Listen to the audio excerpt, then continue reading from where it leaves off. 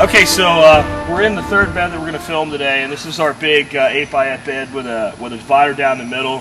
And if you remember earlier this year, I gave you a garden update, and I showed you these sunflowers when they were about that big. Well, now they've grown up to about 7 foot tall, probably 8 foot tall if they would straighten back up. They started to produce seed. They're weighed down heavy with it. And if you'll notice, all of the flower material is pretty much fallen off of here. This one here, if you can focus in on this, you'll notice that there's still some of it there. When you can take your hand, oh, we've got an assassin bug there, that's nice. We got a whole bunch of assassin bugs. Can you get a shot of those guys? So there they are right there. All right, I don't want to get bit by them. If you irritate these guys, they will bite you, but you have to really irritate them, so I'll leave them alone. All I wanted to show you is when you can run your finger like this and just fleck off that at that point, and it starts to turn a little bit yellow on the back side, that's when your heads are ready to harvest. So I'm going to go ahead, we've got a little bit bigger set of pruners for this bigger branch. I'm going to go ahead and take these heads off. And if you're a support brigade member, we'll have a whole series, we'll include this piece in, on how to handle sunflowers, what to do with them after. But right now, basically, this thing needs to sit and dry. And leaving it out here at this point, all I'm doing is subjecting it to pests. And, you know, birds or squirrels, or you can see there's a few seeds missing already. So I need that to dry till these are really easy to get out, and then we'll show you how to get those out in another video.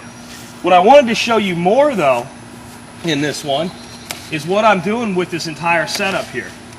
Now that these have grown, I'm taking off the last of the big leaves on the sunflowers to let light through, because if you look, what's really cool, this was a good side to film from but a harder one to access, is we have,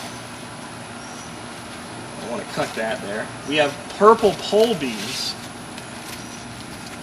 I'll go ahead and take this flower head too so it'll be out of the way. We have purple pole beans. And these aren't sunflower leaves, these are pole beans growing all the way up. We have about 4 plants on every sunflower. This has worked really well because sunflower stalks are kind of sticky, and it was really easy for the vines to climb up them. And they're not quite producing yet, but there's tons of flowers on them, and they're going to be producing beans like crazy. There's a little baby bean right there. So we're going to be up to our armpits in purple pole beans. We even had a few come out here and come up the side.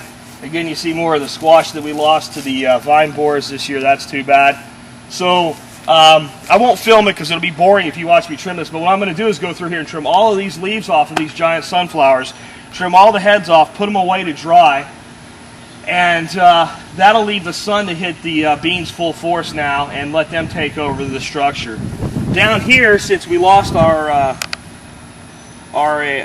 squash, we've gone ahead, we've planted a whole pile of Kentucky Wonder pole beans. So this is going to be our last bean crop of the year, and we should get production out of these. These generally take about 50 days to produce.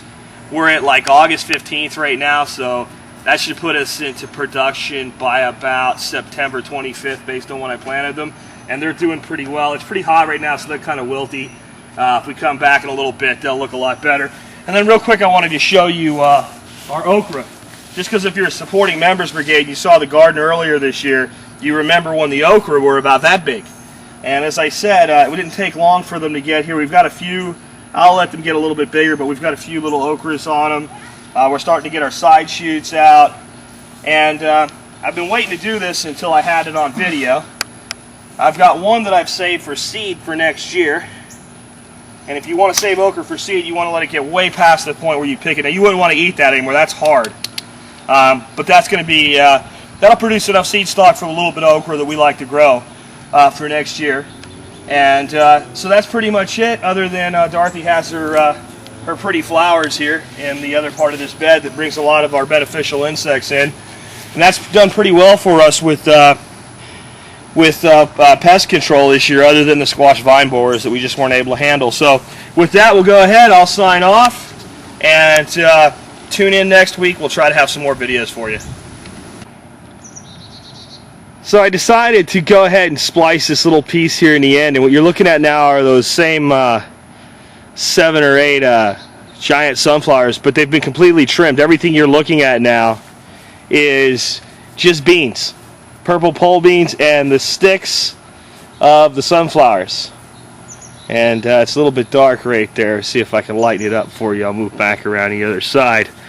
But as you can see, absolutely no work went into that trellis arrangement. And those beans are now going to grow for the rest of the season because they're a pole bean. They won't just have one harvest and, you know, kind of be done like a bush bean. And they'll produce for us right for the next 60 days. Actually, when I was trimming it, I noticed instead of just a couple of baby beans like I said we have a few that are almost big enough to pick. So that means we're going to be in a full harvest very soon. And this is just a very cool way to make a completely renewable trellis that you don't really have to do any work for, and you get sunflower seeds out of the deal as well. And if you don't like to eat them, just hang the heads up and let the birds at them. They'll appreciate it, and you get a free trellis. And we'll cut that down and compost it at the end of the year, and next year we'll do the same thing. And I've tried Three Sisters Gardens before, and I'll tell you what, the sunflowers as a support have worked a lot better for me than the corn. So give that one a shot.